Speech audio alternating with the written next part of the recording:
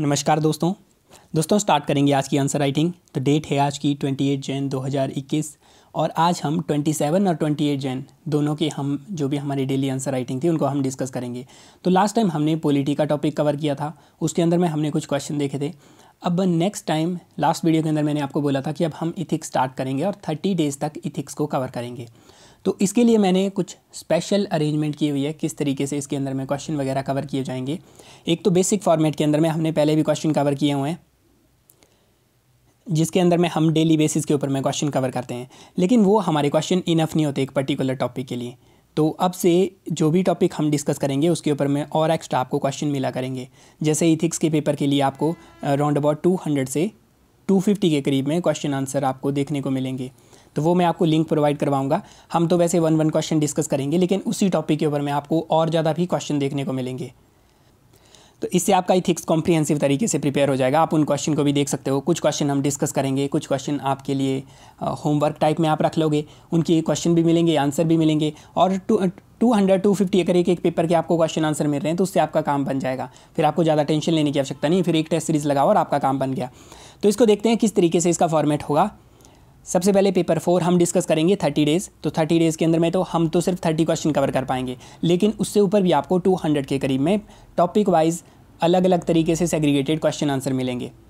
तो जैसे हम सिलेबस देखते हैं अपना इथिक्स का, तो सबसे पहले सिलेबस पढ़ लेते हैं। सिलेबस में बोला गया ethics and human interface, असेंस, determinant and consequences of ethics. उसके बाद में इथिक्स इन ह्यूमन एक्शन, फिर dimension of ethics, ethics in private and public relationship, human value, lesson from the lives and teaching of great leader, reformer, administrator, role of family, society, education institution in inculcating these values। तो ये एक एक topic है, इनको मैंने divide किया हुआ है। अभी तो आपको इकट्ठे लग रहे होंगे सारे टॉपिक ये, लेकिन मैंने इनको तोड़ा हुआ है एक एक टॉपिक को। फिर नेक्स्ट टॉपिक आता है हमारा एटीट्यूड, उसके बाद एप्टीट्यूड और फाउंडेशनल वैल्यू, उसके बाद इमोशनल इंटेलिजेंस, उसके बाद में कंट्रीब्यूशन हमारे वेरियस थिंकर्स की, फिर सिविल सर्विस की वैल्यूज़ और इथिक्स पब्लिक एडमिनिस्ट्रेशन में, उसमें काफ़ी सारे टॉपिक हैं। फिर प्रोबिटी इन गवर्नेंस, और इसके साथ में ये वाले हमारा सिलेबस जो है वो कंप्लीट हो जाता है इसके अंदर में। लेकिन इसको मैंने छोटे छोटे पार्ट में अराउंड अबाउट 18 पार्ट के अंदर में डिवाइड किया और 18 पार्ट के अंदर में आपको सेग्रीगेटेड 18 पार्ट से रिलेटेड क्वेश्चन आंसर मिलेंगे। तो जैसे हमारा फर्स्ट पार्ट होगा कोर्ट बेस्ड क्वेश्चन का, उसके अंदर में आपको सेपरेट तरीके से क्वेश्चन आंसर मिलेंगे। हम भी 1-2 क्वेश्चन डिस्कस करेंगे, बाकी आपको कोर्ट वगैरह समझने के लिए काम आएंगे। फिर नेक्स्ट आता है डायमेंशंस ऑफ इथिक्स, इसके अंदर में थियोरेटिकल और अप्लाइड डायमेंशन दोनों आते हैं, तो इसको भी हम कवर करेंगे और इसके भी सेपरेट क्वेश्चन मिलेंगे। फिर aptitude and foundational value of civil services, उसके अंदर integrity, impartiality, non partnership, objectivity, dedication to service, ये सब टॉपिक आ जाएंगे। उसके बाद आ जाएगा एटीट्यूड, उसमें कंटेंट, स्ट्रक्चर, फंक्शन, ये सब टॉपिक आएंगे। उसके बाद आएगा इमोशनल इंटेलिजेंस, 5वां टॉपिक। उसके अंदर में भी मीन्स जो टॉपिक हमें इकट्ठे क्लब किए जा सकते थे उनको मैंने क्लब किया हुआ है तोड़ के अलग अलग तरीके से। और फिर आप एक टॉपिक प्रिपेयर करो, उसके बाद में उसके ऊपर मैं क्वेश्चन यहाँ पे देखो, और बाकी जो मैं आपको लिंक प्रोवाइड करवाऊंगा वहाँ पे जाके आप वहाँ पे काफ़ी सारे क्वेश्चन होंगे 20-25 उस टॉपिक पे, उन सबको देखो और अच्छे से टॉपिक आपका प्रिपेयर हो जाएगा। उसके बाद आता है कंट्रीब्यूशन मॉरल थिंकर का, फिर probity in governance, concept of public service, philosophical basis of governance and probity. उसके बाद ह्यूमन वैल्यू, फिर लेसन ग्रेट लीडर से, रिफॉर्मर से, एडमिनिस्ट्रेटर से, फैमिली का रोल, सोसाइटी का रोल, वैल्यूज़ को इनकलकेट करने के लिए। फिर कॉर्पोरेट गवर्नेंस, 9th टॉपिक। फिर आता है 10th टॉपिक हमारा accountability, ethical governance, strengthening ethical and moral value in governance, challenges of corruption, public service, values and ethics in administration, status और प्रॉब्लम। उसके अलावा फिर आता है information sharing, transparency in governance and right to information. फिर code of ethics, code of conduct, citizen charter, work culture, ये एक topic में आ जाएगा। 13 टॉपिक आएगा इथिक्स एंड ह्यूमन इंटरफेस, उसमें असेंस, इसके डिटर्मिनेंट्स, इसके कंसिक्वेंसेस। उसके बाद आएगा इथिकल इशू इंटरनेशनल रिलेशन के अंदर में, फंडिंग के अंदर में। फिर quality of service, utilization of fund. Next topic आएगा 16th टॉपिक हमारा इथिक्स प्राइवेट और पब्लिक रिलेशनशिप के अंदर में। फिर 17th टॉपिक आएगा law, rule, regulation and conscience as a source of ethical guidance. उसके बाद ethical concern and dilemma in government and private institutions. तो ये सब सारे टॉपिक आएंगे। 18 टॉपिक के अंदर में पूरा सिलेबस डिवाइडेड है। इसमें केस स्टडी इंक्लूड नहीं की गई है, केस स्टडी में बाद में देख लूँगा आपको कवर करवाते समय, उसके अंदर में भी सेपरेट अगर बन पाएगा तो सेपरेट हम देख लेंगे केस स्टडीज़, सेपरेट उसके नोट्स वगैरह मिल जाएंगे। तो ये सारे टॉपिक कवर करने हैं। अब इसमें आपको क्या प्रॉब्लम हो सकती है, एक तो सिलेबस समझना है एक्चुअल के अंदर में कैसे डिवाइड किया गया है और इसका मतलब क्या रहा है, तो वो मैं आपको हर टॉपिक के साथ में जो मैं आपको टॉपिक करवाऊंगा उसके साथ में सिलेबस बता दूंगा। प्लस मैंने इसके लिए वीडियोज़ अपलोड करके रखी हैं यूट्यूब के ऊपर में, उसमें आपको 80 to 90% सिलेबस मिल जाएगा। उसके अलावा मैं आपको एक PDF प्रोवाइड करवाऊंगा, उसके अंदर में आपको 100% सिलेबस मिल जाएगा। अब वहाँ पे सिलेबस सेग्रीगेटेड भी मिलेगा, टॉपिक्स बाय टॉपिक भी मिलेगा।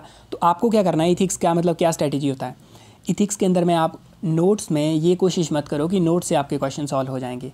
इसका क्या मतलब आ रहा है, इसका मतलब आ रहा है जैसे ये वाला टॉपिक है एप्टीट्यूड और फाउंडेशनल वैल्यू सिविल सर्विसेज की, इसको 1 घंटे के अंदर में आप इसकी वीडियो देख के या 1 घंटे में खुद भी इसको पढ़ के दूसरे घंटे के अंदर इसकी नोट्स बना के, इतना बड़ा टॉपिक है, इस सब के आप 2 घंटे में प्रिपेयर करके बैठ सकते हो।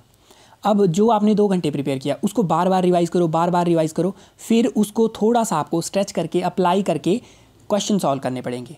इट मीन्स जो भी आप चीज़ें पढ़ोगे उससे बाहर से आपको इथिक्स में क्वेश्चन देखने को मिलेंगे, बिकॉज इथिक्स के अंदर में ऐसे ही क्वेश्चन आते हैं, अप्लाइड तरीके के क्वेश्चन आते हैं। तो आप नोट्स बेसिस के ऊपर में एक्सपेक्ट नहीं कर सकते कि सारे क्वेश्चन सॉल्व करो, ओके, बिकॉज वो अपने तरीके से प्रेजेंट सिचुएशन के हिसाब से कोई क्वेश्चन वगैरह बना के आपको डालते हैं। तो वैसे ही इथिक्स पेपर प्रिपेयर करना काफ़ी ईजी है। कैसे ईजी है, फर्स्ट तो आपको क्या करना है, छोटा सा सिलेबस है, जो टॉपिक मैं आपको बताऊंगा उनको आप साथ साथ में कर सकते हो। 2-2 घंटे अगर डेली दोगे तो बड़े आराम से, जैसे ये वाला टॉपिक है डायमेंशन ऑफ इथिक्स थ्योरेटिकल, इसको भी आप 2 घंटे के अंदर प्रिपेयर कर लोगे। लेकिन ऐसा नहीं उसी टॉपिक से क्वेश्चन आएगा जो आप प्रिपेयर करोगे, उससे रिलेटेड भी क्वेश्चन से आपको उससे रिलेटेड क्वेश्चन भी पूछे जा सकते हैं। सेम इसके अंदर में भी, सेम इसके अंदर, लेकिन जो बेसिक है उसको प्रिपेयर करना है, उसको 2-3 बार रिवाइज़ करना है। ये काम आपने कर दिया, उसके बाद में ढेर सारे क्वेश्चन सॉल्व करने हैं, तभी मैंने आपको इतने सारे क्वेश्चन दिए हुए हैं। तो आपको क्वेश्चन सॉल्व करने के लिए भी ऐसा नहीं कि आपको सारे लिख लिख के करने पड़ेंगे। आपको जो मैं लिंक प्रोवाइड करवाऊंगा उसके अंदर में जाके आपको क्वेश्चन देखने हैं, उन क्वेश्चन को देखो और जो आपने टॉपिक याद किया हो उससे बनाने की कोशिश करो। उसके बाद में नए नए डायमेंशन वहाँ से निकालो। जितने ज़्यादा क्वेश्चन सॉल्व करोगे हर एक टॉपिक के ऊपर में, उतना ज़्यादा आपकी कमांड इथिक्स के ऊपर बनती जाएगी। अदरवाइज़ नोट्स सिर्फ बेसिक हैं, आपके नोट्स के ऊपर आप डिपेंड होकर ऐसा नहीं करोगे कि नोट्स बना के चले गए और फिर उसी के ऊपर इथिक्स करोगे। इथिक्स प्रैक्टिस मांगती है, काफ़ी सारी प्रैक्टिस मांगती है, और इतने से आपके 200-250 क्वेश्चन के अंदर में काफ़ी आराम से आपकी प्रैक्टिस हो जाएगी। बस आपको इनको सॉल्व करना है, ठीक है। आराम से ऐसे देख भी सकते हो, दिमाग के अंदर सोचो उनके बारे में जो आपने पढ़ा हुआ है। लेकिन फर्स्ट जो बात है, अगर आपने अभी तक कवर नहीं किया, इथिक्स को कवर करना काफ़ी ईजी है, इसको 10-12 दिन के अंदर में आप कवर कर सकते हो। लेकिन क्वेश्चन में अप्लाई करके सॉल्व करना वो थोड़ा टफ हो जाता है। तो वो मैं आपको यहाँ पे करके दे रहा हूँ, टॉपिक डिवाइड करके दे रहा हूँ। जिन से क्वेश्चन आते हैं थ्योरेटिकल बेसिस के ऊपर में, तो वो टॉपिक आपको डिवाइड करके मिलेंगे, उनके ऊपर क्वेश्चन भी आपको डिवाइड करके मिलेंगे, प्लस नोट्स वगैरह भी मिल जाएंगे जो भी डिवाइड करके ही होंगे, अलग अलग टॉपिक के अंदर ही होंगे। आपको बस उनको देखना है, उनको कवर करना है, थोड़ा बहुत समझना है, उनको रट्टा मारना है। उसके बाद में जो क्वेश्चन होंगे उसके ऊपर 20-25 एक टॉपिक के ऊपर में वो आपको प्रिपेयर करने हैं। बस इससे आपका काम बन जाएगा इथिक्स के अंदर में, ज़्यादा टेंशन लेने की आवश्यकता नहीं है। सेम केस स्टडी के लिए क्या करना है, केस स्टडी अगर ये वाले टॉपिक पढ़ लिए तो केस स्टडी काफ़ी ईजी होती है। ईजी इसीलिए ईजी है बिकॉज अगर आप सोचोगे कि मैं प्रैक्टिस करूँगा या करूँगी काफ़ी ज़्यादा अमाउंट के अंदर में, मीन्स ईजी बोलने का मेरा मतलब है कि उसको कोई भी लिख लेता है। उसमें अच्छे मार्क्स अगर आपने लेने हैं तो बस आपको सिर्फ हार्ड वर्क पुट करना होता है। यूपीएससी के कुछ ऐसे भी पार्ट होते हैं जिनके अंदर में आप हार्ड वर्क भी पुट करोगे फिर भी चांसेस होते हैं कि वो बाहर से आ जाएंगे।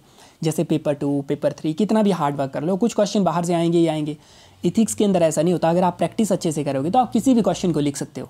तो ये इसकी एडवांटेज होती है, लेकिन प्रैक्टिस काफ़ी ज़्यादा करनी पड़ेगी, एटलीस्ट 100 केस स्टडी की प्रैक्टिस, ठीक है। और क्वेश्चन वगैरह भी आप मतलब एटलीस्ट 200 से 250 क्वेश्चन सॉल्व करो। उसके बाद में आप टेस्ट सीरीज़ लगा लो, वहाँ से आप टेस्ट सीरीज़ के अंदर में इथिक्स की अगर जैसे मान लो टोटल टेस्ट है हमारे पास में 25, तो इथिक्स के यहाँ पे 3-4 टेस्ट होंगे, मतलब उसके अंदर में आपके 60-70 क्वेश्चन सॉल्व होते हैं जो आपकी टेस्ट सीरीज़ अगर आप लगाओगे। यहाँ पे मतलब आप पहले से 400-500 करके जा रहे हो तो आपका पहले से बेस बन जाएगा। तो ये बेसिक स्ट्रैटेजी है इथिक्स की। क्या स्ट्रैटेजी है, किसी भी नोट से कहीं से भी कोई भी आप उठा लो, उनके बेसिक कवर कर लो, जो भी बेसिक चीज़ों का मतलब आ रहा है वो कवर कर लो। उसके बाद अप्लाइड पार्ट में ढेर सारे क्वेश्चन सॉल्व करो, जितने कर सकते हो उतने सॉल्व करो, एटलीस्ट जितने मैं प्रोवाइड करवा रहा हूँ उतने तो सॉल्व करो। ओके, तो इसको स्टार्ट करेंगे। आज हम स्टार्ट करेंगे कोर्ट बेस क्वेश्चन से, और कोर्ट बेस भी मैंने आपको यहाँ पे मैंने आपको लिंक प्रोवाइड करवाया हुआ है। ये मैंने लिंक प्रोवाइड करवाया पेपर 4 कोर्ट बेस क्वेश्चन। हर एक टॉपिक का अलग अलग अभी बना रहा हूँ मैं इनको, इनके अंदर में मतलब और ज़्यादा अलग अलग सोर्सेज से, जैसे जो भी क्वेश्चन इसके अंदर होंगे वो एक्चुअल में मैं नहीं बना रहा इनको, ये मैं इधर उधर से कहीं ना कहीं से चोरी कर रहा हूँ। तो कुछ इनसाइट से निकालूंगा, कुछ दृष्टि IAS से, कुछ फोरम IAS से, कुछ IAS कोर से, कुछ विज़न IAS से। तो जहाँ जहाँ से मुझे मतलब मिलेगा, जहाँ जहाँ से सोर्सेज पता है, मैं सब जगह से इनको डिवाइड करके पार्ट्स में डिवाइड करके प्रोवाइड करवाऊँगा आपको। तो आपको बस ये वाला लिंक ओपन करना है, फिर इसके अंदर में अपडेट होते रहेंगे, जो इन्फॉर्मेशन है वो अपडेट होते रहेगी, आप यहाँ से एक्सेस कर सकते हो। लेकिन करना क्या पड़ेगा इसके लिए यहाँ पे जो लिंक मैंने प्रोवाइड करवाया वो एवरनोट का है। ये एक नोट मेकिंग ऐप है, आपको बस इसको डाउनलोड करना है, अपनी ईमेल आईडी इसमें डालनी है, और इसके मतलब कोई चार्जेस वगैरह नहीं होते।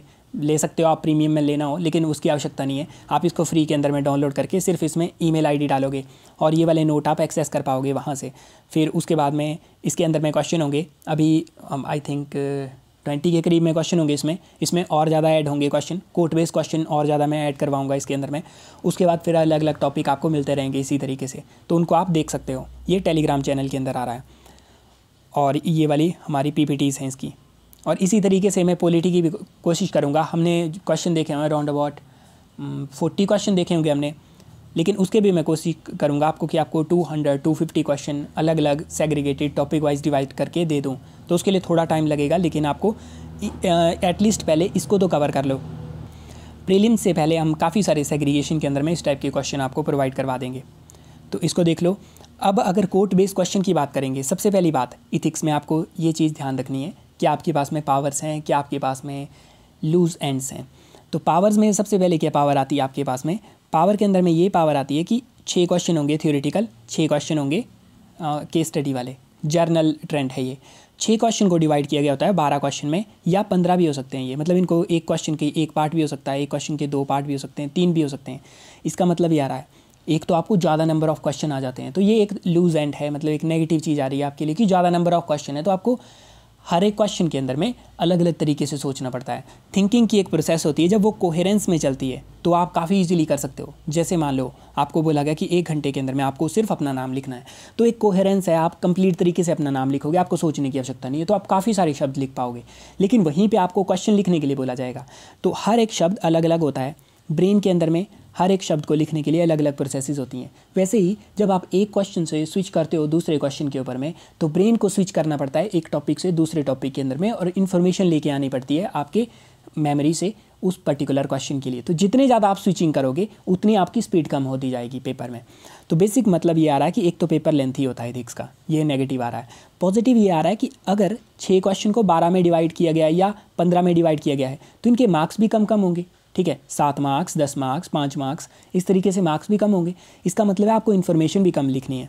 तो सेम कोर्ट बेस्ड क्वेश्चन के अंदर में भी इन्फॉर्मेशन आपको कम लिखनी होती है। ये इसका बेनिफिट आता है क्योंकि आपको कम इन्फॉर्मेशन लिखनी है। कई बार ऐसा होता है पता आपको होती हैं चीज़ें, लेकिन उतना बड़ा नहीं लिख पाते, तो उसके लिए हमें ये चीज़ें ध्यान में रखनी है। इसका मतलब है कोर्ट को अगर आपने प्रिपेयर करना हो, कोर्ट और उसके बारे में 2-3 लाइनें भी बताओ तो भी आपका काम चल पड़ेगा। थोड़ा आप उसको खींच दोगे अगर आपको मीनिंग समझ है उसका। तो कोड बेस्ड क्वेश्चन के अंदर में अगर मैं जब आपको लेटर ऑन भी इसके अंदर मैं कुछ चीज़ें ऐड करता रहूँगा, तो उसमें हो सकता है कि आपको कोट दिया जाए, उसके मीनिंग मैं आपको समझा दूँ 3-4 लाइन के अंदर में, और उसके बाद में थोड़े आप एग्जांपल खुद उसमें ऐड कर सकते हो। तो ये बेसिक फंडा होगा कोट प्रिपेयर करने का।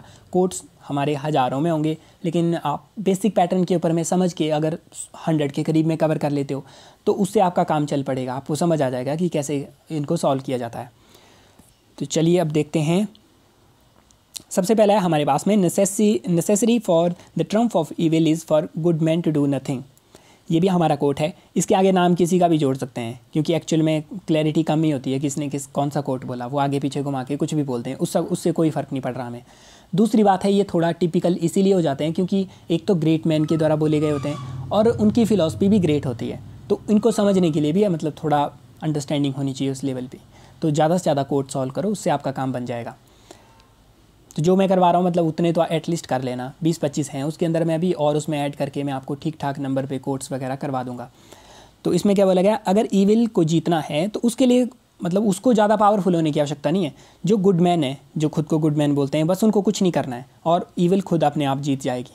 तो क्या बोला गया इसके अंदर में, ये बोला जा रहा है इसके अंदर में कि गुड पीपल बैठे रहते हैं साइड लाइन के अंदर में और बैड पीपल को करने देते हैं जो वो करना चाह रहे हैं। तो इसका मतलब ये नहीं अगर बैड पीपल जीतते हैं तो जो बैड पीपल हैं वो ज़्यादा पावरफुल हैं। इसका मतलब यह है कि गुड पीपल अपने में बिज़ी रहते हैं, उनको अपनी नौकरी की पड़ी होती है, वो मतलब अपने घर बार की चिंता कर रहे होते हैं, लेकिन बैड पीपल वो एम्बिशियस होते हैं, उनको पावर गेन करनी होती है।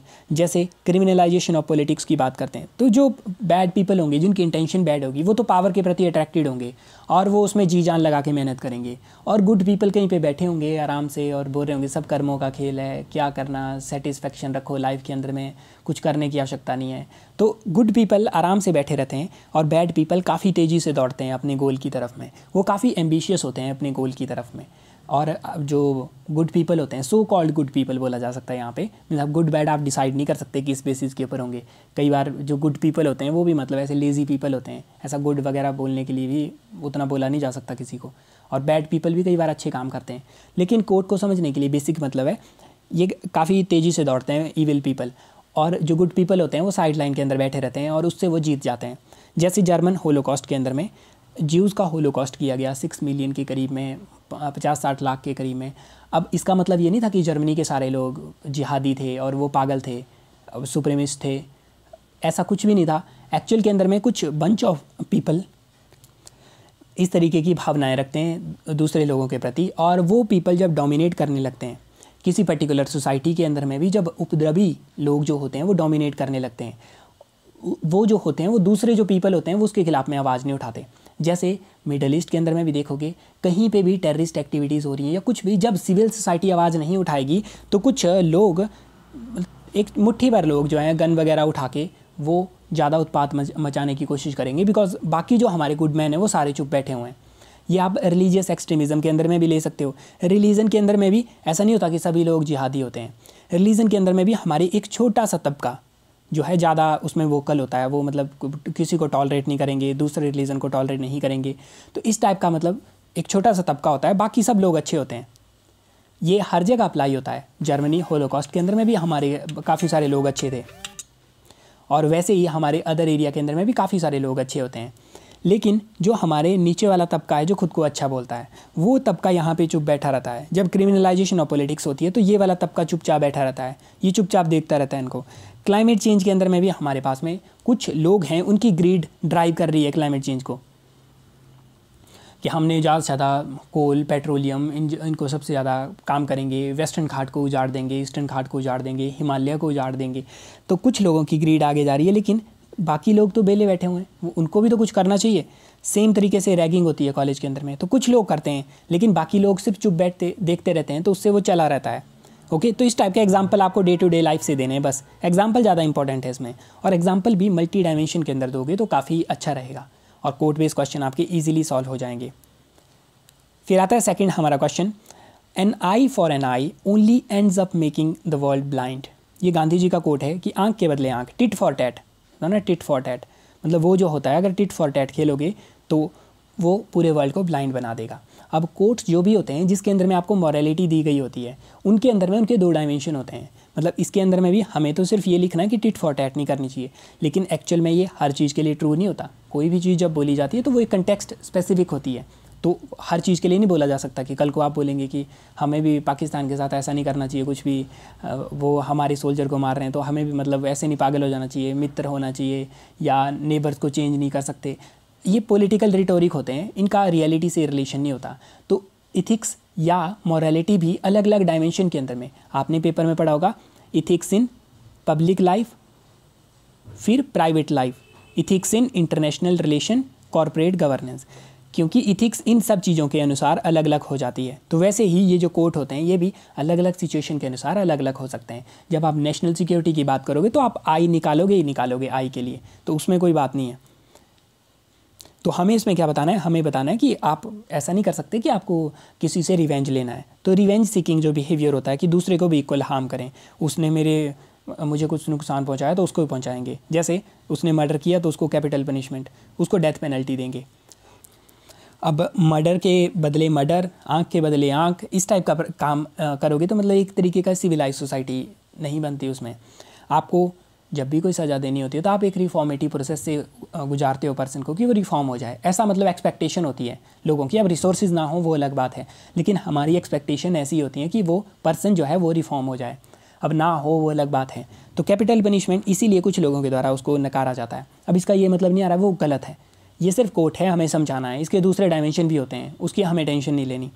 फिर जैसे पुलिस एनकाउंटर हुआ हैदराबाद रेप केस में, तो लोग तो काफ़ी खुश थे इसके अंदर में, लेकिन आप क्या कर रहे थे, आप रिवेंज ले रहे थे। और एक्चुअल के अंदर में जब आप इस टाइप का आपका मानसिक रूप से आपका सेटअप इस तरीके का बन जाएगा, रिवेंज सीकिंग, और आप एक्चुअल इशू से दूर भागोगे। एक्चुअल इशू ये है कि 43% हमारे लोकसभा राज्यसभा के अंदर में क्रिमिनल्स हैं। अब ये बातें हमें समझने की लायक है कि वो एक्चुअल इशू है। जो आपको नीचे कॉन्सिक्वेंसेस दिख रहे हैं वो तो सिर्फ सिम्टम हैं प्रॉब्लम के। प्रॉब्लम कहीं और पे एग्जिस्ट करती है, और आप इस तरीके से मतलब रिवेंज के अंदर अंधे हो जाओगे तो आप एक्चुअल में देख नहीं पाओगे प्रॉब्लम कहाँ पे है। उसके अलावा जैसे हमारे काफ़ी ग्रुप जो हैं, हमारे गाजा स्ट्रिप यमन के अंदर में, फिर चार्ली हेब्डो वाला इंसिडेंस अभी रिसेंट के अंदर में, गला काटने वाला फ्रांस के अंदर में इंसिडेंट्स, तो ऐसे इंसिडेंट्स मतलब आपने मेरे लिए कुछ किया तो मैं आपका गला काट दूंगा, इस टाइप की चीज़ें। या यहाँ पे जैसे रिलीजियस एक्सट्रीमिज़म होता है, हमारा नक्सलवादी मूवमेंट है, नॉर्थ ईस्ट के अंदर में मूवमेंट हैं, वो सब इसका एग्जांपल आ जाती हैं। उसके अलावा प्रीडेटरी बिहेवियर इकोनॉमी के अंदर में, कि दूसरों को ले डूबेंगे, उनकी कंपनियां खा जाएंगे, सब लोगों को कैप्चर कर लेंगे, छोटी छोटी कंपनियों को खा जाएंगे, उनका बिजनेस बनने नहीं देंगे। इस टाइप की प्रीडेटरी जो प्राइज़ होते हैं, एक शुरू करता है फिर दूसरा भी शुरू करता है, और वो लड़ते हैं एक दूसरे से, और फिर दूसरों को खा जाते हैं, एक दूसरे को खा जाते हैं, और उसके बाद में फिर दूसरों की कंपनियाँ ख़त्म करेंगे, अपना भी नुकसान करवा के बैठेंगे। उसके अलावा इनमें तो चलो मान लिया आपने कि ये तो कर रहे हैं, लेकिन हमारा जो पीसफुल ऑर्गेनाइजेशन है, जो पीस की डिमांड करती हैं और जो क्लाइमेट एडवोकेसी करती हैं, वो भी कई बार पीस के नाम के ऊपर में रेडिकल हो जाती हैं, और वो सोचती हैं कि हम ही हैं जो कुछ हैं, बाकी जो है पूरी ऑर्गेनाइजेशन, पूरी जनता जो है वो बेवकूफ़ है, या वो दूसरा जो पर्सन होता है उसको ऑप्रेस करने की कोशिश करते हैं in the name of liberalism. कि जैसे एनवायरनमेंट के ग्रुप होंगे वो गुंडागर्दी की तरह बिहेव करते हैं कि ये वाला बंद करो। यहाँ पे जैसे इंडिया के अंदर में भी हमारे पास में न्यूक्लियर पावर प्लांट लगेंगे, या काफ़ी सारे पावर प्लांट के लिए जो एनवायरनमेंट है, सो कॉल्ड एनवायरनमेंट की ऑर्गेनाइजेशन होती हैं, वो फॉरेन से फंडिंग लेके गुंडागर्दी करती हैं। तो बेसिकली मतलब एक टिट फॉर टैट की सिचुएशन। कई बार आप ऐसा सोचते हो कि आप एनवायरनमेंट की केयर करते हो और बाकी सारा वर्ल्ड बेवकूफ़ है, इस तरीके का एटीट्यूड होता है कि एक क्रूसेडर टाइप का एटीट्यूड। ये एटीट्यूड जो होता है वो अच्छा नहीं होता, किसी भी ऑर्गेनाइजेशन के लिए अच्छा नहीं होता, कि आप ऐसा सोचो कि बाकी सारे बेवकूफ़ हैं और मैं ही हूँ अकेला क्रूसेडर और मैं लड़ूंगा इन सब से, ये सारे डीमंस हैं। इस टाइप का एटीट्यूड भी अच्छा नहीं रहता। इंटरनेशनल रिलेशन के अंदर में ये थोड़ा मतलब इसके अंदर में एक्सेप्शन आ जाती है, उसको लिख भी सकते हो और नहीं भी लिख सकते। जैसे इंटरनेशनल रिलेशन के अंदर में तो आई फॉर एन आई के प्लेस के ऊपर अगर मान लो एक आई हम पाकिस्तान की निकालते हैं और एक आई इंडिया वाले देते हैं, तो हमारे पास में ज़्यादा आई हैं तो हम पाकिस्तान की आइज़ को फोड़ देंगे, उसके बाद भी हमारे पास आइज़ बचेंगी। आइज़ मतलब रिसोर्सेज़ की बात की जा रही है कि एक दूसरे के रिसोर्सेज ना बर्बाद करो। आप ऐसा करो, उनकी 2 आंखें फोड़ो, आपकी 1 आंख फूटेगी, तो जो लास्ट के अंदर में जिसकी आंखें बचेंगी वो तो जीतेगा। तो इंटरनेशनल रिलेशन के अंदर में आप अप्लाई नहीं करोगे हर चीज़ को। नेशनल सिक्योरिटी के अंदर में भी आप टेररिज्म जैसे केसेस के अंदर में भी इनको अप्लाई नहीं कर सकते। अदर भी हमारे काफ़ी केसेस में अप्लाई नहीं होता ये वाला। लेकिन डे टू डे लाइफ, अब हम लोगों को तो आतंकवादी हमले नहीं करने, ना उसको हम फाइट कर रहे हैं, तो हम लोगों को जो बेसिक मॉरलिटी है वो देखनी चाहिए कि इस तरीके की टिट फॉर टैट सिचुएशन के अंदर में हमें नहीं करनी चाहिए। चाहे छोटे भाई बहन होते हैं वो भी एक दूसरे से लड़ते हैं, फिर इसने मेरा खिलौना तोड़ा तो मैं इसका खिलौना तोड़ूंगा। इस टाइप की जो चीज़ें होती हैं वो छोटे लेवल से स्टार्ट होती हैं, लेकिन बड़े बड़े लेवल के ऊपर में और ख़राब होती हैं। मार्क्स के पीछे कंपटीशन करना, उसके ऊपर में फ़ाइट करना, ये हस्बैंड वाइफ के बीच में फ़ाइटिंग होना, उसके अंदर में एक दूसरे को नुकसान पहुंचाने की कोशिश करना, ये सब एग्जांपल आते हैं इसी के। या आप पे ऊपर डिपेंड है आप कितना डाइवर्स वे में सोच के लिख सकते हो। तो ये आपकी अपनी इच्छा है, आप लिखो इसको अपने अनुसार। और मिलेंगे आपको नेक्स्ट वीडियो के अंदर में, आप डाउनलोड कर लीजिएगा। और टेलीग्राम का लिंक अगर ना हो तो नीचे कमेंट कर देना, नीचे मैं आपको प्रोवाइड करवा दूँगा। तो मिलते हैं नेक्स्ट वीडियो के अंदर में। Thank you.